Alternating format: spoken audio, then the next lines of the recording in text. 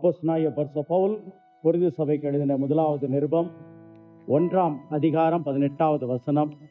சிலுவையை பற்றிய உபதேசம் கெட்டு போகிறவர்களுக்கு பைத்தியமாயிருக்கிறது, ரட்சிக்கப்படுகிற நமக்கோ அது தேவ பலனாயிருக்கிறது. கிறிஸ்துவுக்குள் எனக்கு மிகவும் அன்பானவர்களே, இந்த லெந்து காலங்கள் என்பது நமக்காக பாடுபட்டு மரித்து உயிர்த்தெழுந்த இயேசு கிறிஸ்துவை நோக்கி நாம் பயணிக்கிற ஒரு முக்கியமான அனுபவமாக காணப்படுகிறதை நாம் பார்க்கின்றோம்.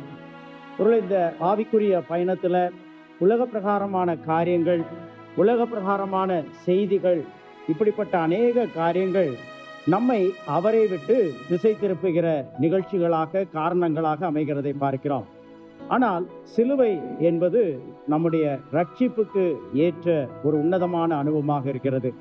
இதை குறித்து சிந்திக்கிற வேளையில் முதலாவதாக நாம் பார்க்கிறோம், சிலுவையில் இருந்து வெளிப்படுகின்ற ஒரு நற்செய்தி.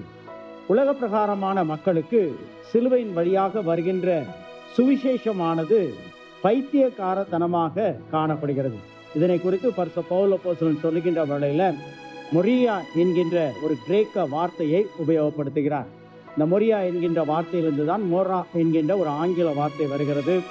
இந்த வார்த்தையில நாம் பார்க்கும் பொழுது தமிழில் சொல்லுவோம் என்று சொன்னால் வடிகட்டின முட்டாள்தனம் அல்லது முட்டாள்கள் என்பது போல இது காணப்படுகிறதை பார்க்கிறோம்.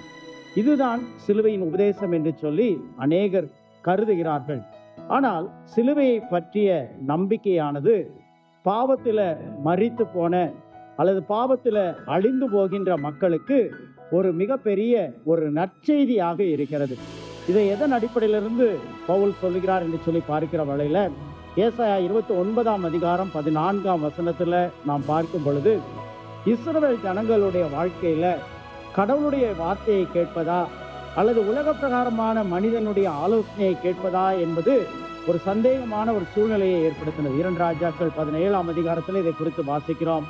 அதுல கடவுளுடைய வார்த்தையை தவற விட்டு மனிதனுடைய நம்பிக்கையை, போதனையை மேற்கொண்டது நிமித்தமாக இஸ்ரவேல் ஜனங்கள் விழுந்து போனார்கள். இதுபோலதான் சிலுவையை பற்றின நற்செய்தியை விடுகிற வேளையிலும் நம்முடைய வாழ்க்கையிலும் அது காணப்படும். மேலும் சிலுவை என்பது ஒரு ரட்சிப்பினுடைய அடையாளமாக காணப்படுகிறது. இந்த உலக பிரகாரமானவர்களுடைய வாழ்க்கையில அநேக அடையாளங்களை நாம் பார்க்கிறோம். இவை நமக்கு பல காரியங்களை உணர்த்துகின்ற ஒன்றாக இருக்கிறது.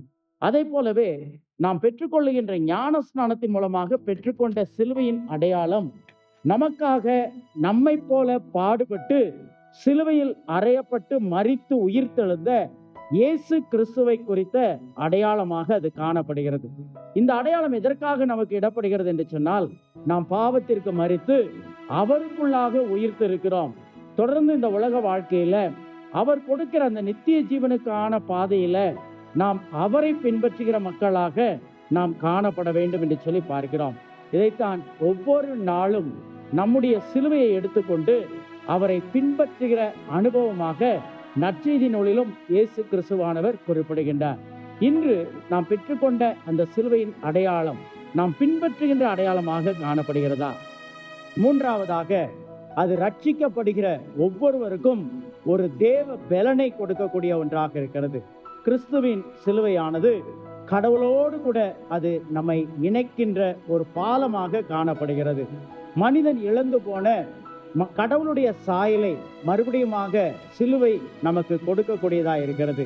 இது தேவனுடைய அன்பை நம்முடைய வாழ்க்கையில வெளிப்படுத்தி கொண்டே இருக்கிறது என்பதை நாம் ஒவ்வொருவரும் உணர வேண்டும். ஆம் அருமையானவர்களே, யோவான் 15ஆம் அதிகாரத்தில் சொல்லப்பட்டிருக்கிறபடி அவராலே அல்லாமல் நம்மாலே ஒன்றும் செய்ய முடியாது. அவரோடு கூட நாம் இணைந்து வாழ்வோம் என்று சொன்னால் மிகுந்த கனிகளை கொடுப்போம், தேவனை மகிமைப்படுத்துகிறவர்களாக காணப்படுவோம். இதுதான் சிலுவை நமக்கு கொடுக்கிற பலனாக இருக்கிறது. உலக பிரகாரமான ஞானமோ, உலக பிரகாரமான சாதுரியமான பேச்சுக்களோ இந்த ஆசீர்வாதத்தை நம்முடைய வாழ்க்கையில கொண்டு வராது. இயேசு கிறிஸ்துவை மையமாக கொண்டு அவரை சார்ந்து சிலுவையில அவரை நாம் பற்றி கொண்டு வாழுகிற வாழ்க்கை மாத்திரமே அந்த உன்னதமான ரட்சிப்பின் அனுபவத்தை நாம் இறுதி வரை நிலைத்திருந்து பெற்றுக்கொள்ள முடியும் என்று சொல்லி பார்க்கிறோம். ஆம் அருமையானவர்களே, இந்த 2 காலங்களில் இதை நோக்கி நாம் பயணிப்போம், ஜெபம் செய்வோம். எங்கள் அன்பின் ஆண்டவரே, உலக பிரகாரமான அறிவை கொண்டு நாங்கள் இந்த உலகத்தை மேற்கொள்ளவும், உலகத்தின் மூலமாக கொடுக்கப்படுகிற ஆசாபாசங்களை நாம் இழந்து உண்மையான மீட்கப்பட்ட அனுபவத்தை நாங்கள் பெறவும் இயலாது என்பதை இந்த வார்த்தை எங்களுக்கு உணர்த்துகிறதற்காக நன்றி செலுத்துகிறோம். ஆகவே சிலுவையை பற்றின உபதேசத்திற்கு நாங்கள் எங்களுடைய வாழ்க்கையில இடம் கொடுத்து இந்த சிலுவையை நாங்கள் பின்பற்றி, இந்த சிலுவையின் அடையாளம் மாத்திரம் அல்ல, அது கொடுக்கிற பலன் மூலமாக ஒவ்வொரு நாளும் நாங்கள் தொடர்ந்து இடைக்கட்டப்படவும், எங்களை, எங்கள் திருச்சபையை, எங்களுடைய சமூகத்தை தொடர்ந்து வழிநடத்தும். இயேசு கிறிஸ்துவின் விலையேற பெற்ற உயிர்த்தெழுந்த நாமத்துல இவைகளை வேண்டி விரும்பி நிற்கிறோம். எங்களுக்காக மரித்து உயிர்த்தெழுந்த இயேசு கிறிஸ்துவே, ஆமென்.